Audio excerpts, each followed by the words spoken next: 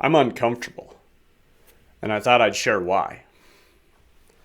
I'm uncomfortable because I made a commitment to be authentic, to find myself, and to live true to myself.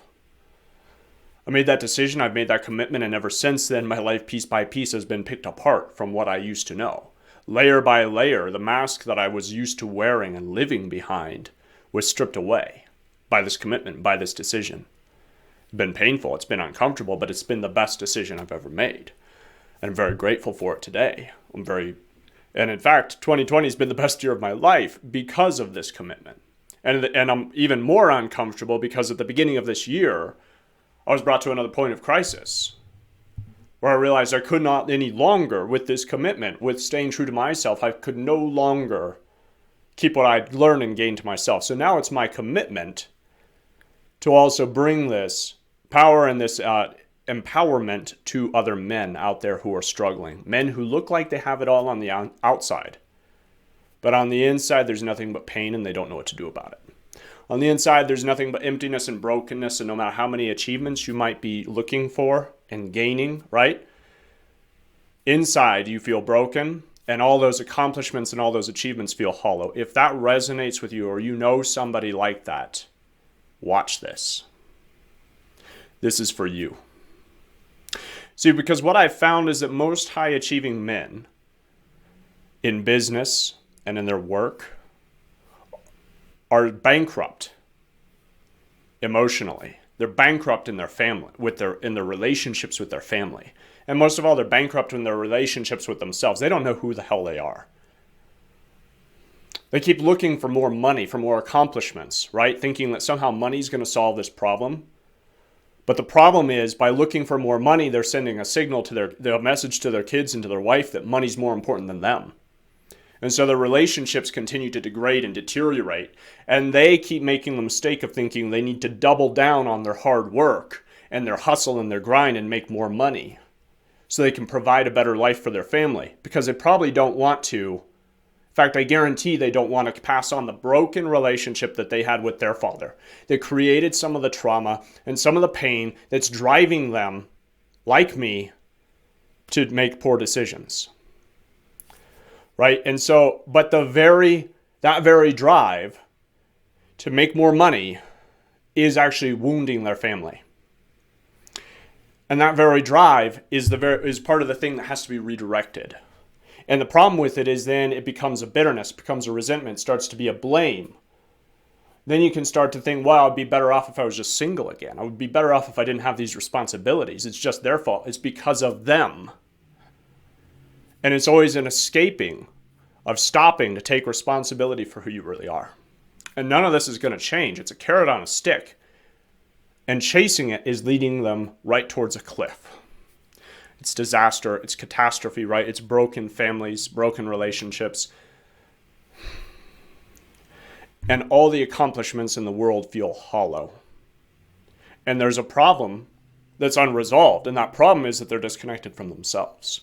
Because see, I've also found 3 powerful principles from my own experience.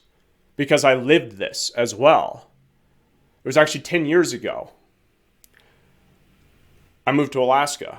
And 10 years ago, I was in one of the darkest chapters of my life. Where I almost lost my life to depression, to suicide. I was out in the, it sounded like a Robert Frost poem where I was out in the woods in the snowy night.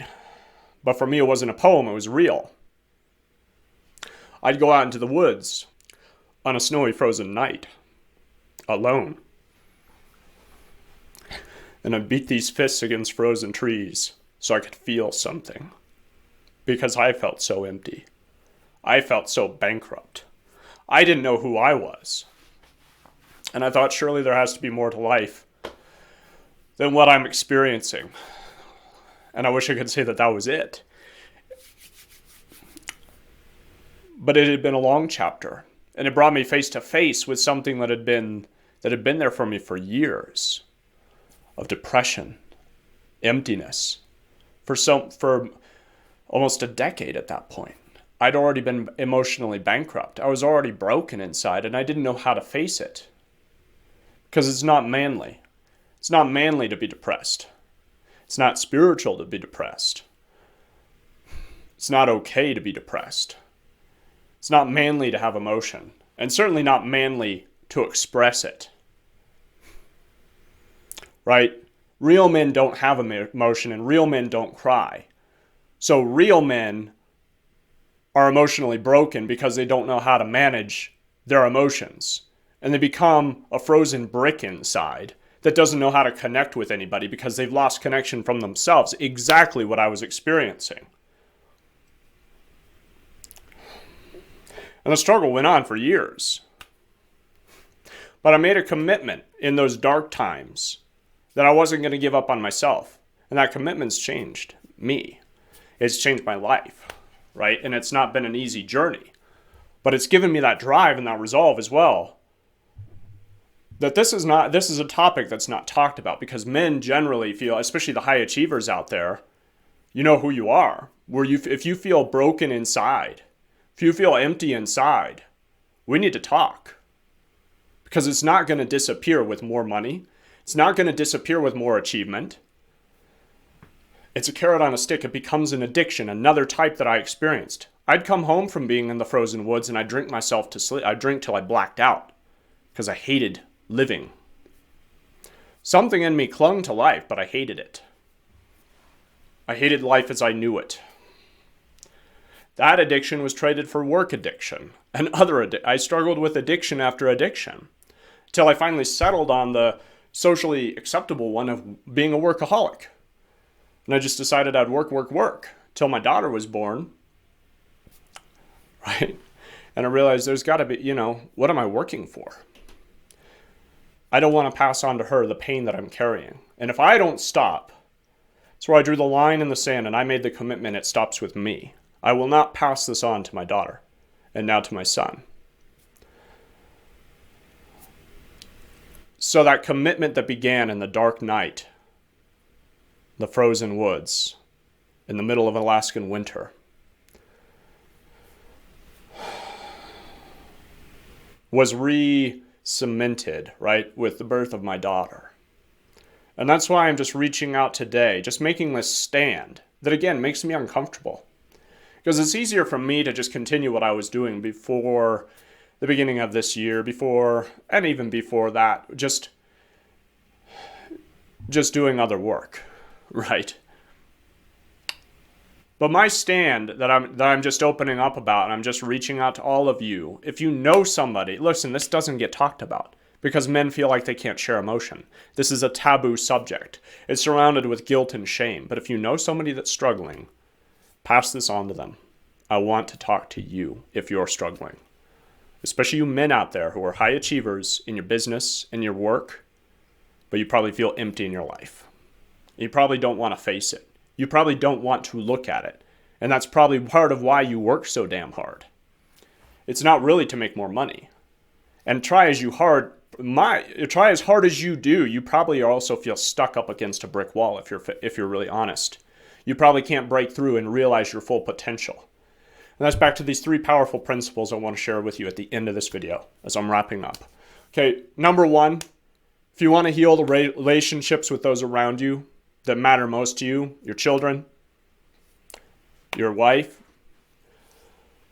you got to start with the relationship with the person in the mirror. You need to find connection with yourself again, or else the rest of your relationships are going to fall apart. And there's nothing selfish in that. It's selfish to ignore that. Because your family deserves you as a fulfilled and happy, dare I say it, husband and father. Your children deserve that. Your wife deserves that, for you to be the fullness of the man that you are. The second piece is that you got to stop looking for meaning in your work and realize that you bring the meaning to your work and to your life. So if you're feeling empty and unfulfilled, it all comes back to that. It's because you're not bringing the meaning and the fulfillment to what you do because you're disconnected from yourself and from your purpose, and you have no vision for your life. Outside of the high of what's the next hit of achievement after achievement that's not bringing you anything, that's not moving you forward in your life, okay?